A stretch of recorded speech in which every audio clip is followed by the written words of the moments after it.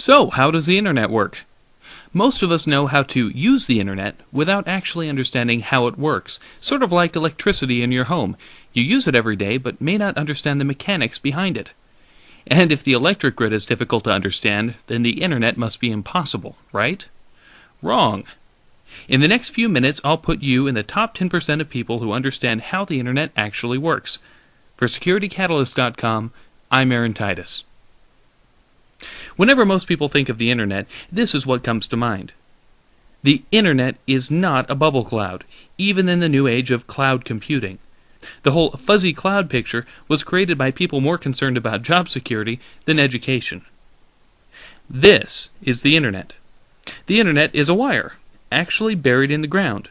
It might be fiber optics, copper, or occasionally beamed to satellites or through cell phone networks, but the internet is simply a wire. The internet is useful because two computers connected directly to this wire can communicate. A server is a special computer connected directly to the internet, and web pages are files on that server's hard drive. Every server has a unique Internet Protocol address, or IP address. Just like a postal address, IP addresses help computers find each other. But since 72.14.205.100 doesn't exactly roll off the tongue, we also give them names like Google.com, Facebook.com, or SecurityCatalyst.com. So this is how it works. Your computer at home is not a server, because it's not connected directly to the internet. Computers you and I use every day are called clients, because they're connected indirectly to the internet through an internet service provider. Here we'll pretend that this is my home laptop and I'm using DSL. Now let's pretend that I want to visit AOL.com, which is coincidentally both a server and an ISP. I hop onto my laptop with DSL, go through my ISP, onto the internet, and look at AOL.com. My computer connects with AOL.com, and I can look at its web pages. Now let's say that I want to send an email to Aunt Ruth. Aunt Ruth has AOL dial-up from home, and I've got a Gmail account. I log on to gmail.com and compose a message to Aunt Ruth's email address, auntruth@aol.com. Once I click send, gmail.com sends the email to AOL.com.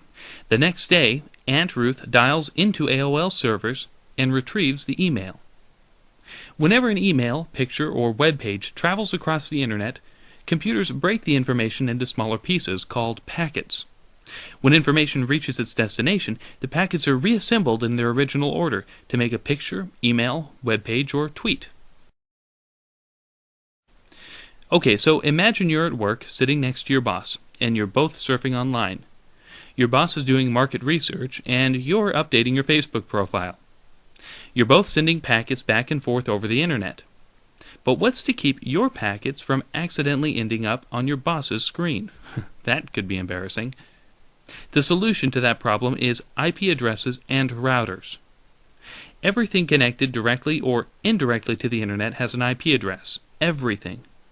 That includes your computer, servers, cell phones, and all of the equipment in between.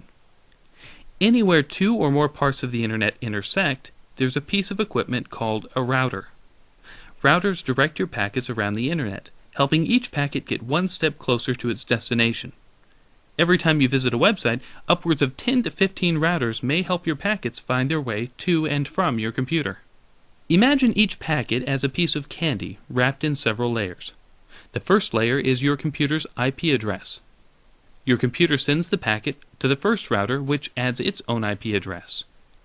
Each time the packet reaches a new router, another layer is added until it reaches the server. Then, when the server sends back information, it creates packets with an identical wrapping. As the packet makes its way over the internet back to your computer, each router unwraps a layer to discover where to send the packet next until it reaches your computer and not your boss's. And that's how the internet works, in 5 minutes or less. And you're now easily in the top 10% of people who understand the basics of the internet. If you found this video helpful, check out SecurityCatalyst.com for all kinds of ideas on how to protect your information. I'm Aaron Titus.